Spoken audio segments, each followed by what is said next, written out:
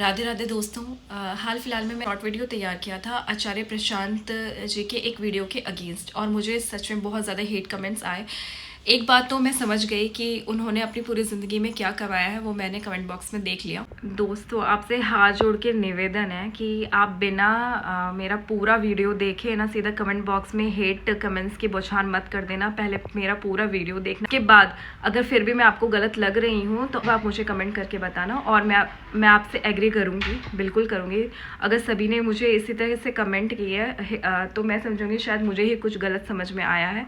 लेकिन एक बात मेरी भी आप सुनना। आचार्य प्रशांत जी के सपोर्ट में आने वाले जो भी कमेंट बॉक्स में थे, मैं एक बात तो मतलब बहुत इम्प्रेस हूँ उन लोगों से कि उन लोगों ने एग्रेसिव होने की वजह से अपनी मर्यादा नहीं खोई, ऐसा नहीं बोला, बहुत अच्छे तरीके से मुझे समझाने की कोशिश की। इस बात से मैं सच में बहुत इम्प्रेस होंगी। इस बारे में मैं और बात करूं तो उससे पहले मैं ये बताना चाहती हूँ कि किस बारे में बात हो रही है। तो होता ये है कि मैं ऐसे ही बैठ के आराम से वीडियोस देख रही थी, तभी मेरे सामने एक वीडियो आती है आचार्य प्रशांत जी की, जो दिल से अच्छा फील नहीं होता। मैं माँ हूँ तो मुझे वो चीज़ बिल्कुल अच्छी नहीं लगी, और मैं किसी की बेटी भी हूँ तो वो मेरी माँ पे भी लागू होती है, तो मुझे वो फीलिंग मुझे अच्छी नहीं लगी। तो इस बारे में मैं कुछ शुरू करूँ तो पहले तो आप वो वीडियो ही देख लीजिए। अभी उस दिन एक वीडियो चला गया था जिसमें मैं बोल रहा हूँ कि आप इतना तो बनी बैठी हो कि बेटा बेटा बेटा बेटा बेटा, और आप उसके लिए जान दे रही हो।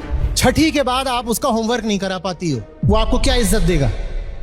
लोगों को बड़ा बुरा लगा, बोले माँ की इज्जत इस बात से थोड़ी होती है कि होमवर्क करा सकती कि नहीं कराती है, माँ तो माँ है। मैंने कहा आज तुम अपनी जिंदगी खराब कर रही हो। मैं कहीं नहीं जाती, मैंने ऑफिस छोड़ दिया, मैंने जिंदगी छोड़ दी क्योंकि ये हर समय मेरे ऊपर लेटा रहता है। 10 साल बीतने दो, ये तुम पे चिल्लाएगा मामा गिव मी पर्सनल स्पेस, मामा आई एम जेनजी। तब जेनजी भी नहीं होगा, कुछ और आ गया होगा, Z+ आ गया होगा। वो तो और बोल रहे होंगे कि मामा हमारी पर्सनल स्पेस में इंटरफियर मत करो। और जब तक तुम छोटे थे तब हाल ये था कि मम्मा अगर टट्टी भी जाए तो तुम्हें साथ लेके जाए, नहीं तो तुम बाहर खड़े होकर रोना शुरू कर देते थे कि मम्मा कहाँ चली गई, मम्मा कहाँ चली गई। और ये होता है, माँ नहा भी नहीं सकती है क्यों, पीछे से mummy mummy mummy mummy mummy mummy, और माँ इसको अपनी महानता समझती है। क्यों? क्योंकि उसको ये इतिहास ने रटा दिया है कि तू इंसान नहीं है, तू माँ है। क्यों? क्योंकि किसी राजा को 6 लाख सैनिक चाहिए थे लड़ाई करने के लिए, और वो सिर्फ किसी के कोख से, गर्भ से, यूटेरस से ही आ सकते थे। तो उसके यूटेरस पे कब्जा करने के लिए उसका खोपड़ा ही पूरे तरीके से पूरी दुनिया में, पूरे इतिहास में, हर संस्कृति में खराब किया गया। पर औरत को ये बात समझ में ही नहीं आ रही है। वो आज भी बहुत खुश हो जाती है, पर मैं तो माँ हूं। कुल मिलाकर क्या, कलाओं में महिलाएं कहीं नहीं, विज्ञान में महिलाएं कहीं नहीं, राजनीति में महिलाएं कहीं नहीं, उद्योग में महिलाएं कहीं नहीं। सारी महिलाएं कहां पाई जा रही हैं? मैटरनिटी वार्ड में। गलत मत समझना तुम लोग, मैं बच्चों के खिलाफ नहीं हूं, मुझे बच्चे बहुत पसंद हैं, देख प्यारे बच्चे हैं। लेकिन ये आपकी पहली पहचान नहीं हो सकती। पहले चेतना आती है, ब्रेन आता है, बाजू आते हैं, इन सबके बाद नंबर लगाओ यूटेरस का। आगे वो वीडियो है जो मैंने उसकी अगेंस्ट बनाई थी, जिसमें मुझे काफ़ी हेट कमेंट्स आए थे। क्या लड़कियों को मोटिवेट करने के लिए मदरहुड का अपमान करना ज़रूरी है? मैंने उनसे ये सवाल उनके वीडियो के कमेंट बॉक्स में किया था, बट उन्होंने तो मेरा कमेंट ही डिलीट कर दिया। वाह, औरतें सिर्फ बच्चे पैदा नहीं करती थी, मैदान जंग में लड़ना भी जानती थी। नेचर ने माँ बनने की एक खूबसूरत ताकत सिर्फ औरतों को दी है। अब बताइए कि मेरी बात सही है या नहीं। दोस्तों, मैं आगे बढ़ूँ ना उससे पहले मैं बिल्कुल एकदम बात साफ करना चाहती हूँ कि मैं आचार्य प्रशांत के विरोध में नहीं हूँ, बल्कि वो जो लोगों को जगाने का काम कर रहे हैं, उनका जो मोटिव है, मैं उसके फुल सपोर्ट में हूँ। वो पैर छूने योग्य है, मैं मानती हूँ। लेकिन क्या हम ऐसे स्वतंत्र देश में नहीं रहते? क्या हमें इतना हक नहीं है कि हमें कोई बात गलत लगी है या हमें बात नहीं समझ में आ रही है, उसके लिए हम या अपनी राय दे सके? आचार्य ने अपने वीडियो के लास्ट में ये बात तो बोली है कि बुरा मत मानना, लेकिन मेरा बस मेन फोकस ये है कि मेन मोटिव ये होना चाहिए, पहला करियर बनाना और दूसरा माँ बनना। पहली बात तो ये एक औरत का निजी फैसला है कि वो क्या चाहती है, क्योंकि करियर बनाने की और माँ बनने की दोनों की परफेक्ट जो एज होती है ना, वो 20 to 30 होती है। 30 साल के बाद एक जो औरत है उसकी बॉडी में 100 तरह की बीमारियाँ निकल के आ जाएंगी। कई केसेस हमने देखे हैं कि लड़कियां अपने पैरों पे खड़ी हुई कमाया, लाखों करोड़ों कमाए, फिर उनके मन में आती है कि मैं माँ बनना चाहती हूँ, और वो तड़पती हैं इस चीज़ के लिए और इतना इलाज कराती हैं, और कभी कभी नहीं भी हो पाता। सभी केसेस में नहीं होता, लेकिन काफ़ी केसेस हमने देखे हैं। तो ये कह देना बहुत आसान है कि पहले वो देखो फिर यूट्रस के बारे में सोचना। कमेंट बॉक्स ने एक ने कहा कि आप गलत समझ रही हैं आचार्य प्रशांत जी को। उन्होंने आज की औरतों के बारे में नहीं, पहले की औरतों के बारे में बात कही है। उसमें प्रशांत जी ने ये बात भी कही है कि औरतें भगवान बनना बंद करें, वो एक इंसान बनकर रहे हैं। और कमेंट बॉक्स में भी मुझे सेम यही कमेंट आया था। एक ने मुझे ये बात बोली है जैसे औरतें ही औरतों को इंसान नहीं बनने दे रही हैं। आचार्य प्रशांत जी का कहना है कि औरतों को मतलब बच्चे पैदा करने में ध्यान नहीं लगाना चाहिए और अपने करियर पर फोकस करना चाहिए, तभी वो इक्वल हो पाएंगे मेल्स। पर क्या सच में?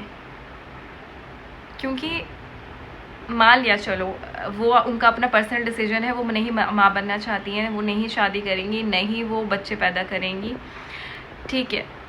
लेकिन जो भेदभाव ऊपर वाले ने ही कर दिया है हमारे साथ, उसका क्या? आपकी लैंग्वेज में अगर वो भेदभाव है तो ऊपर से ही कुदरत ने हम वो 5 दिन हर महीने सहने के लिए दिए हैं, वो दर्द सहने के लिए दिया है। जिस स्कूल जाती है उसी 5 दिन के दर्द में, एक लड़की ऑफिस जाती है, घर के काम संभालती है, वो 5 दिन का दर्द सहते हुए। जब ऊपर वाले ने ही हमारी सहन शक्ति बनावट में इतना बड़ा अंतर किया हुआ है, तो हम निचले स्तर पर हम इंसान मेल्स के बराबर आने की रट कैसे लगा सकते हैं? हम अलग हैं, हम ऊपर हैं।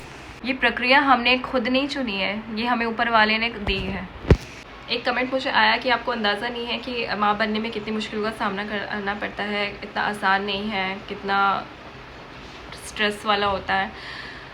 तो उनसे मैं ये कहना चाहती हूँ कि मैं भी 2 बच्चों की माँ हूँ और मेरी भी एक बेटी है जिसे हर चीज़ में बिल्कुल काबिल करना चाहती हूँ, उसे सब कुछ सिखाना चाहती हूँ और उसको अपने पैरों पे खड़े करना चाहती हूँ, वो अपना करियर बनाए मैं चाहती हूँ। बात वो नहीं है। हाँ, मैं मानती हूँ कि माँ बनने के बाद जिम्मेदारियाँ बढ़ती हैं, आपके शरीर की बनावट बदल जाती है, रात रात भर आपको जागना पड़ता है, काफ़ी मुश्किलें होती हैं।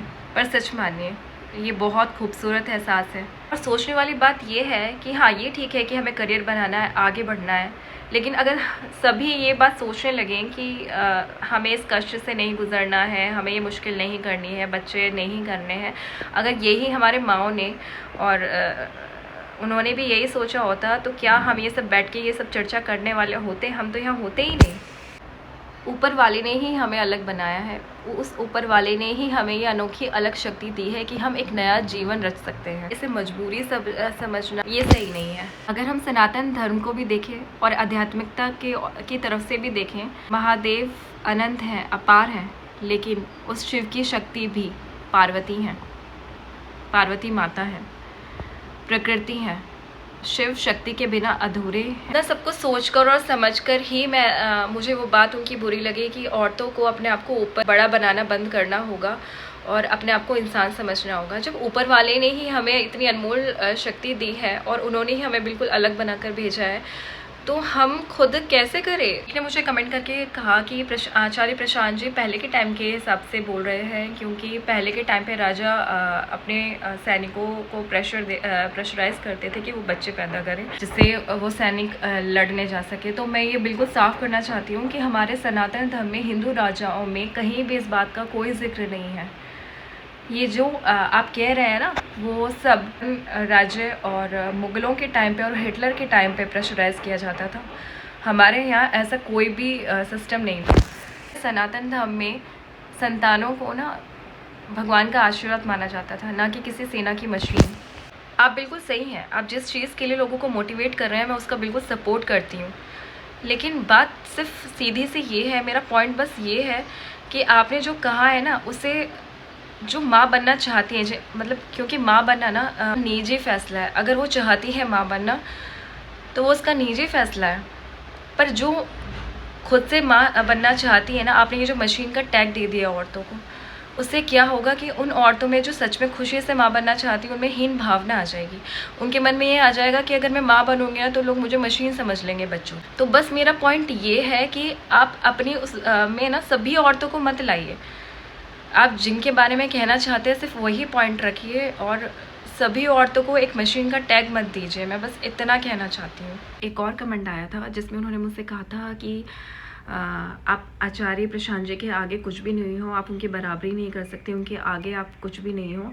तो मैं उनका एक जवाब देना चाहती हूँ कि हाँ, मैं मानती हूँ कि मैं उनके आगे कुछ भी नहीं हूँ और खुद उनका सम्मान करती हूँ, दिल से सम्मान करती हूँ और उनका जो मोटिव है उसको दिल से सपोर्ट करती हूँ। एक माँ और एक औरत होने के नाते जो दिल को छू गई, उस पर ये बात करना बहुत ज़रूरी था।